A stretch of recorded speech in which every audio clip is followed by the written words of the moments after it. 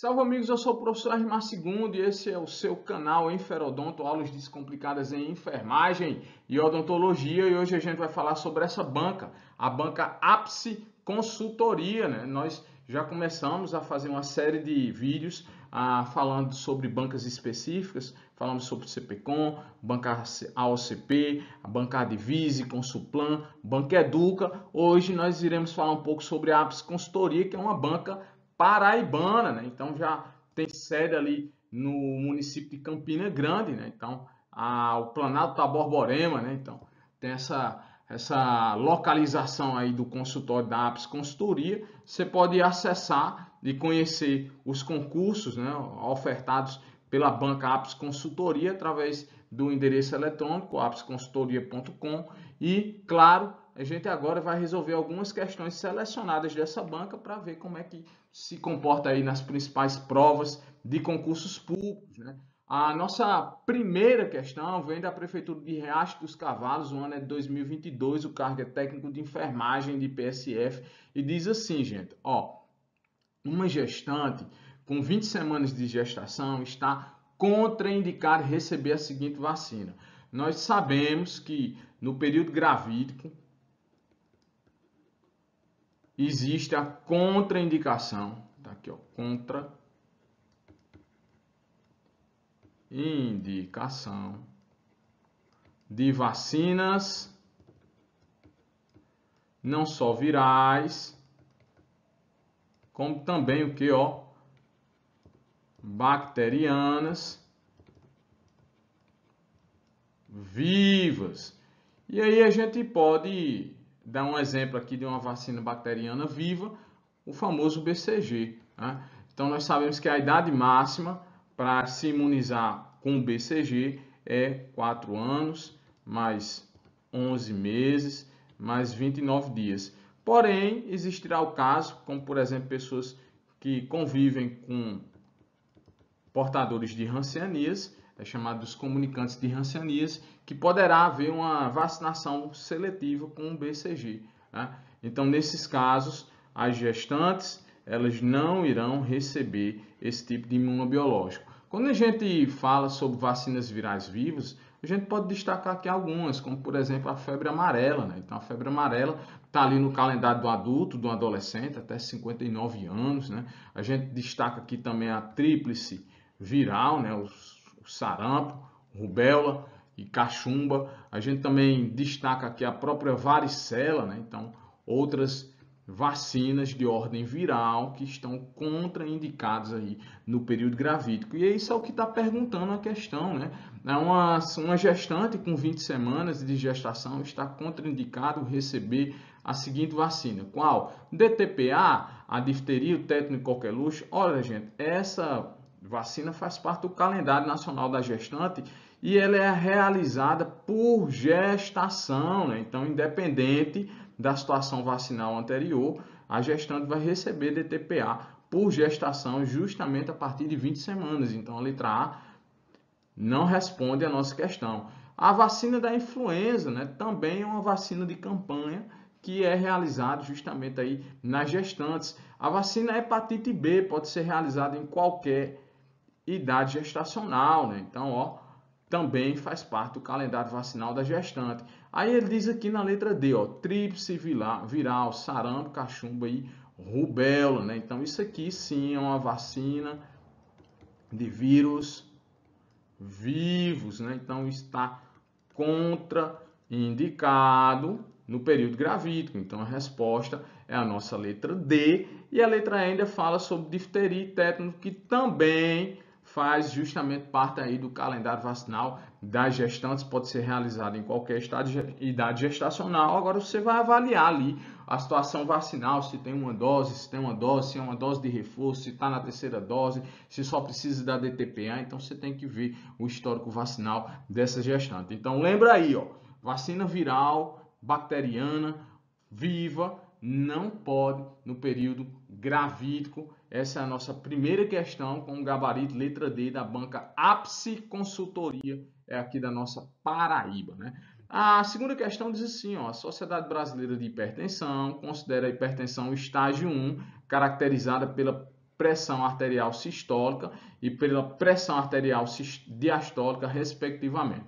Então, vamos revisar aqui a classificação da Sociedade Brasileira de Hipertensão Arterial. Então, quando nós temos pressão sistólica, pressão diastólica menor, aí eu vou botar aqui, ó, I/O, do que 120 por 80, nós estamos falando de pressão arterial ótima. Quando você tem uma pressão arterial de 120 a 130, de 80 a 85, né, milímetros de mercúrio, na condição de pressão diastólica, você está aqui numa classificação que chama-se de limítrofe. Quando você tem de 130 a 139 e de 85 a 89 milímetros de mercúrio na pressão arterial diastólica, aqui a gente considera um estado de pré-hipertensão. Nesse caso aqui já se recomenda o quê? A mudança no estilo de vida, o famoso MEV, né? Por exemplo, redução da ingestão de sódio, controle o que, de obesidade, ou seja, reeducação alimentar, controle de que, do sedentarismo, né? Então, recomenda-se aqui a atividade física, né? Então, sedentarismo. Então, existe uma série de condutas que vai orientar justamente a pessoa a mudar o estilo de vida. Aí agora a gente já chega nas cifras hipertensivas, né? Então, quando nós temos os valores de 140 a 159 e de 90 até 99 milímetros de mercúrio, aí eu boto aqui, I/O, né? Porque tanto você pode ter a hipertensão pela pressão sistólica, como também a hipertensão RAS1 pela pressão diastólica, né? Então, nessa cifra, a gente considera hipertensão tipo 1, né? Aí também você tem a tipo 2, que aí já pega de 160 a 179 e também de 100 a 109 milímetros de mercúrio. E a hipertensão tipo 3 é aquela que é maior do que 170 milímetros de mercúrio na pressão arterial sistólica e maior que 110 milímetros de mercúrio na pressão arterial diastólica, né? Então, isso é considerado de hipertensão. Estágio 3 é uma condição mais perigosa para lesões de órgão-alvo, né? Então, lesões cardiovasculares, lesões renais, lesões cerebrovasculares, né? Então, tem todo um risco associado a isso aí. E nesse caso aqui, a questão pede justamente a hipertensão estágio 1, né? Então, a resposta que seria o quê? Letra A, pressão arterial sistólica de 140 até 150, tá falso, né, gente? Vai de 140 até 159. A letra B diz assim, pressão arterial sistólica de 140 até 159, de pressão arterial diastólica de 90 a 99 milímetros de mercúrio, né? Então, a resposta da nossa segunda questão, a letra B. A letra C fala aqui, a pressão arterial sistólica entre 130 até 139 e pressão arterial diastólica de 85 a 89. Isso aqui é o que a gente chama de quê? Pré-hipertensão. A letra D ainda fala assim, de 160 a 179, a pressão arterial de 100 a 109. Ele errou aqui, né? Na pressão arterial, na referência da pressão arterial sistólica, mas aqui na referência de pressão arterial diastólica, nas cifras de 100 até 109, a gente tem aqui justamente a hipertensão tipo 2, né? E a letra E, ele fala aqui pressão arterial sistólica entre 130 a 140 e pressão arterial entre 90 a 100, então ele fez uma mudança aqui, uma confusão entre as referências. Nós não temos esse tipo de classificação. Se fosse assim classificar entre 140 até 110, né, nós poderíamos dizer que era hipertensão tipo 1. Mas justamente aqui o intervalo de milímetros de mercúrio que satisfaz a nossa questão com base na diretriz da Sociedade Brasileira de Hipertensão Arterial é de fato a letra B. Então vamos agora a mais uma questão. Nós estamos falando sobre a banca Ápice Consultoria, uma banca paraibana, com sede na cidade de Campina Grande. A terceira questão diz assim, ó, o Sistema Único de Saúde norteia-se por princípios doutrinários e organizativos. De acordo com Roncalli, deu aqui a referência de um autor, né? Os princípios doutrinários expressam as ideias filosóficas que permeiam a criação e a implementação do Sistema Único de Saúde e personificam o conceito ampliado de saúde e o princípio do direito de saúde. Aí ele diz mais assim: são princípios organizativos do Sistema Único de Saúde. Então, é uma questão bem teórica, né? Quando a gente fala sobre princípios, a gente sempre está remetendo muito ao artigo 198 da Constituição de 1988. E lá a gente faz uma divisão, né? Os princípios que nós chamamos de filosóficos. Então, são princípios implícitos e explícitos dentro não só da Constituição, mas também das leis orgânicas, né? A Lei 8.080, que regulamenta as ações e serviços de saúde em todo o território nacional, e a Lei 8.142/90, que trata sobre o controle social. Tudo isso você acha aqui no nosso canal Enferodonto, aulas descomplicadas em enfermagem e odontologia. Você tem revisão sobre SUS constitucional e também tem revisão sobre a Lei 8080/90 e a Lei 8.142. E quando nós falamos sobre princípios filosóficos, a gente destaca justamente o princípio de quem? Ó, da universalidade, né? Então, todos têm direito justamente aos serviços de saúde, né? Então, diz lá no artigo 196 que a saúde é direito de todos e dever do Estado. Outro princípio filosófico é a equidade, né? Tratar os iguais por iguais e os desiguais por desiguais no limite das suas desigualdades. E também a igualdade, né? Então, tratamento sem nenhuma distinção, seja de credo, religião, cor, condição socioeconômica e por aí vai. Então, isso que são os chamados princípios filosóficos. Mas, além disso, nós temos também os princípios que organizativos do SUS, né? Então, um desses princípios é justamente a hierarquização, ou seja, o SUS ele é organizado em níveis de complexidade, nível primário, nível secundário, nível terciário. Além da hierarquização, nós temos outro princípio muito importante, que é a descentralização político-administrativa, né, que vem com a unidade de comando da União, depois a Secretaria Estadual de Saúde, depois as Secretarias Municipais de Saúde. Então, isso é a descentralização político-administrativa do Sistema Único de Saúde. Outro importante princípio organizativo é a regionalização, né? Então, ó, as ações e os serviços de saúde, a organização desses serviços são orientados de acordo com o perfil demográfico daquela região, socioepidemiológico, cultural, político, econômico, ou seja, tem que atender a uma característica geopolítica e epidemiológica para se direcionar recursos adequados para atender às necessidades daquela população. Isso é chamado de regionalização e é muito bem atribuída aí à Rede de Atenção à Saúde pelo Decreto 7.508 de 2011, que regulamenta a Lei 8080/90. Além disso, nós temos também o que? A participação popular, né? Então, através dos conselhos, das conferências de saúde e de outros espaços de participação das pessoas na vida política e administrativa do Sistema Único de Saúde. Então, ele diz aqui na terceira questão, são princípios organizativos do SUS, exceto regionalização, tá verdadeiro. Agora, a letra B, não temos, gente, esse princípio de centralização, né? Então, a resposta é a letra B. A letra C ainda fala sobre hierarquização, a gente já comentou um pouquinho sobre isso, sobre a participação social e controle social, que é justamente um único princípio, né? A participação é o controle social. Então, de fato, nossa terceira questão tem como gabarito a letra B. Vamos a mais uma questão aqui, nós estamos falando sobre a banca Ápice Consultoria, né? Então, a quarta questão diz assim, galera, analise as afirmativas e assinale a alternativa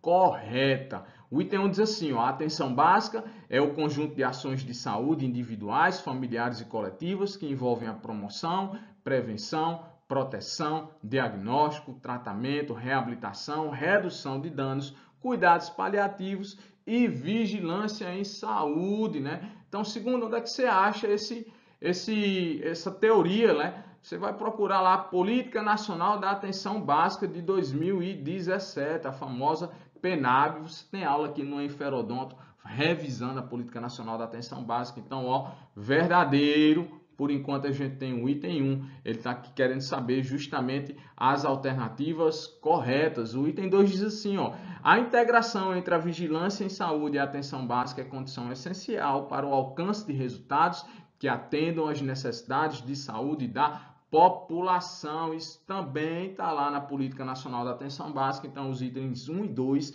estão corretos. Se a gente quisesse aqui fazer por método de eliminação, a gente já poderia eliminar a letra B, poderíamos eliminar a letra D e também poderíamos eliminar a letra E. Você já tem 50% de chance de acertar essa questão. O item 3 diz assim, gente, ó, população adscrita é a população que está presente no território da UBS, de forma a estimular o desenvolvimento de relações de vínculo e responsabilização entre as equipes e a população. Isso também está corretinho. Então, ó, resposta, aqui revisa um pouco sobre a atenção primária à saúde.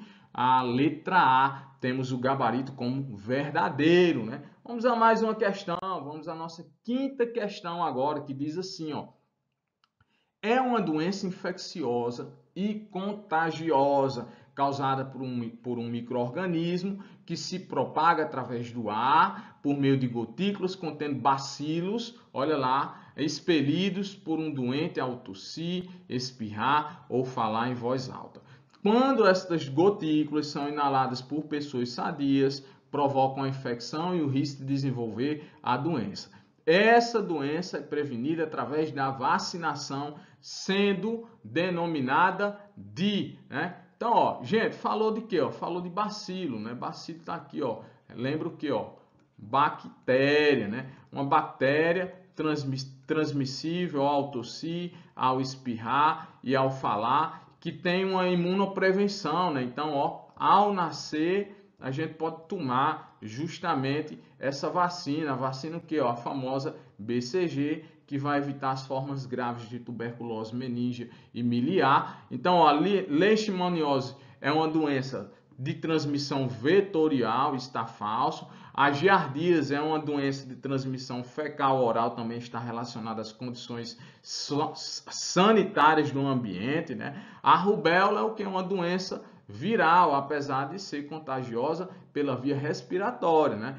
A leptospirose é uma doença vetorial, também transmitida aí pela urina do rato, né? Então, ó, a resposta que satisfaz a nossa questão é, de fato, a letra A. Nós estamos falando da tuberculose, né? Do famoso Mycobacterium tuberculosis. Então, chegamos a mais um gabarito, a quinta questão com gabarito, letra A. Vamos a mais uma questão, vem com a gente aqui para a nossa sexta questão. Diz assim, ó, de acordo com o calendário nacional de imunização, uma criança com 15 meses de idade tem indicação de tomar o quê, né? Então, vamos lá. Letra A, primeira dose da tríplice viral. Gente, a primeira dose da tríplice viral a criança toma com os 12 meses e aos 15 meses ela vai tomar a segunda dose, que é justamente a famosa tetraviral, né? A tríplice mais a varicela, né? Então, ó, sarampo, rubéola e cachumba mais a varicela, né? Então, não pode ser a letra A. A reforço da meningocócica, né? Então, a meningo-C começa aos 3 meses, né? Nós temos uma segunda dose aos 5 meses e nós temos a dose de reforço, gente, aos 12 meses. Então, a letra A e a letra B, por enquanto, está incorreta. Primeira dose da febre amarela. Gente, a primeira dose da febre amarela começa aos 9 meses. Ela vai tomar, essa criancinha também, uma dose de reforço aos 4 anos, né, gente? Então, ó, tá falso também. Aí ele diz assim, terceira dose da pentavalente, né? Então, ó, terceira dose, só que aí a gente tem o seguinte, que a primeira dose da penta ocorre aos 2 meses, a segunda dose aos 4 meses e a terceira dose aos 6 meses de idade, né? Então, ó, nós temos aqui como gabarito a letra E, até mesmo por eliminação, mas aí a gente sabe que aos 15 meses a criança está recebendo a primeira dose de reforço da pentavalente, que é feito com justamente a tríplice bacteriana, DTP, a difteria, o tétano e a coqueluche. Então, a primeira dose é feita com os 15 meses e a segunda dose é feita justamente ali aos 4 anos, né, galera? Lembrando que a idade máxima de tomar essa dose, ó, idade máxima de tomar o reforço é de que, ó, 6 anos, mais 11 meses, mais 29 dias, né? Então, a partir dos 7 anos de idade, a gente nem utiliza mais a penta, nem utiliza mais a tríplice bacteriana, a gente só vai usar agora a DT, o toxoide diftérico e o toxoide tetânico, né, a partir dos 7 anos de idade. Então, nesse caso, com 15 meses, ele está tomando o primeiro reforço da tríplice bacteriana e essa é a nossa resposta. Nossa sétima questão diz assim, ó, os conselhos de saúde representam instâncias de participação popular de caráter deliberativo sobre os rumos das políticas públicas de saúde nas 3 esferas de governo, municipal, estadual e federal. Quanto à composição paritária do Conselho de Saúde estabelecida, marque a alternativa correta. Então, nós sabemos que é a lei, ó, a lei 8.142/90, que justamente regulamenta o controle social, que é feito através de quem? Das conferências e dos conselhos, né? Das conferências e dos conselhos de saúde. Então, haverá sempre uma conferência na esfera municipal, na esfera estadual e na esfera federal, e elas são realizadas de 4 em 4 anos. Já os conselhos, eles são órgãos permanentes e deliberativos com reuniões o quê, ó? Mensais, né? Então, tanto existem os conselhos municipais, como estaduais, como o Conselho Nacional de Saúde. E como é que ele se organiza, né? Então, conforme a Lei 8.142, ele diz que os usuários é uma composição paritária. Então, quando nós falamos nesse termo paritária, entenda que representam 50% de todos os conselheiros daquele Conselho de Saúde. E quem determina o número de conselheiros é o próprio regimento do seu respectivo conselho. Aí ele diz mais ainda que, ó, a outra metade, 25%, representa o quem? Ó, representantes do governo, ou seja, pessoas indicadas pela Secretaria Municipal de Saúde, Secretaria Estadual e o próprio Ministério da Saúde, e também, ó, representante dos serviços, né, ó, privados, né? Então, as pessoas que contratam e conveniam com o Sistema Único de Saúde.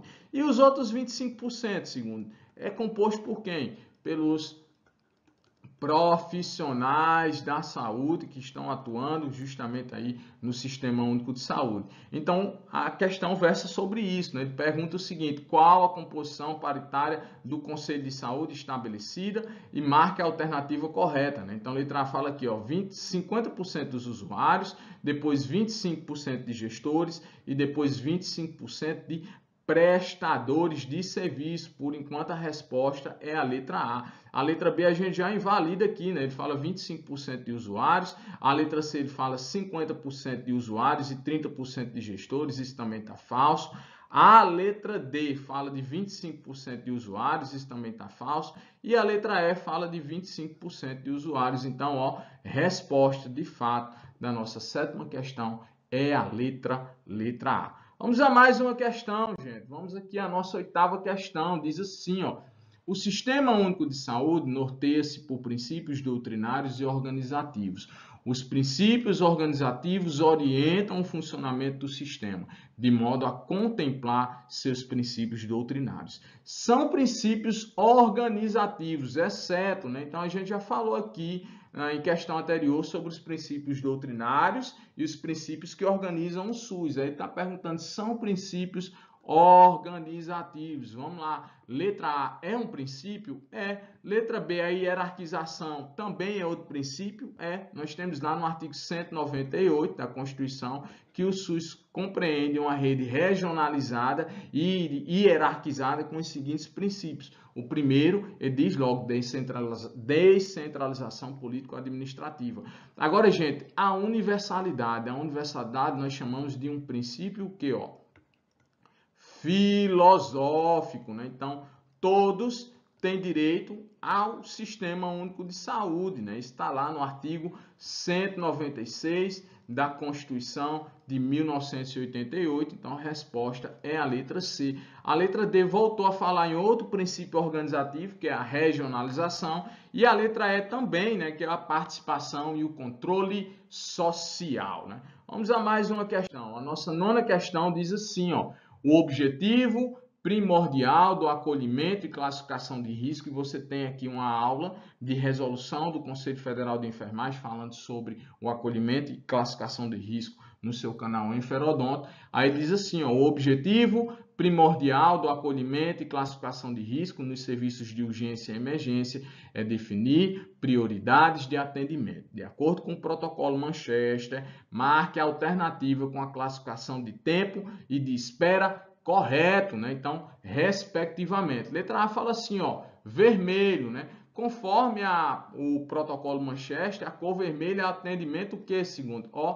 Imediato, né? Então, não tem que esperar 10 minutos, a letra A está incorreta. A letra B diz assim, laranja, conforme o protocolo Manchester, a condição clínica que é avaliada como laranja é aquela que pode esperar até 10 minutinhos, né? Então, aqui a gente chama de emergência. E aqui a gente chama de alta urgência, né? Então, você tem que atender em até 10 minutos. O amarelo, gente, o amarelo é essa condição que o senhor vai ser atendido justamente aí até 50, 60 minutinhos, né? Então, aqui é chamado de urgência, né? Então, também está verdadeiro. Alguns protocolos vêm com amarelo de 60 minutos, né? Então, tome muito cuidado com isso. A condição verde, né, é chamada aqui de que, baixa urgência, né? Então, vai ser atendido também em até 120 minutos. Agora, a condição azul não é 180 minutos. Ela é chamada de não urgência, e o protocolo Manchester diz que quando o usuário é classificado na condição azul, ele pode esperar até 240 minutos, né? Ou seja, até 4 horas de espera de atendimento. Geralmente essas pessoas elas são direcionadas para a atenção primária à saúde, porque o protocolo com classificação de risco ele é muito mais utilizado lá na atenção hospitalar ou ambulatorial, e na atenção básica nós fazemos o que nós chamamos de acolhimento desses usuários do SUS. Então, resposta da nossa 9ª questão é a letra E. Vem com a gente agora para a nossa última questão, né? Diz assim, considerando as manobras de reanimação cardiopulmonar, segundo as diretrizes da Associação Americana do Coração de 2015, recomenda-se as seguintes condutas, exceto, letra A diz assim, realizar compressões torácicas a uma frequência de 80 a 100 batimentos por minuto, né? Compressões por minuto, né? Então, o protocolo de reanimação cardiopulmonar, e você tem revisão aqui no Enferodonto, ele preconiza um mínimo de 100 a 120 compressões por minuto, né? Então, ó, resposta é a letra A. A letra B ainda diz assim, ó, comprimir a uma profundidade de pelo menos 2 polegadas, em torno de 5 a 6 centímetros, isso está correto.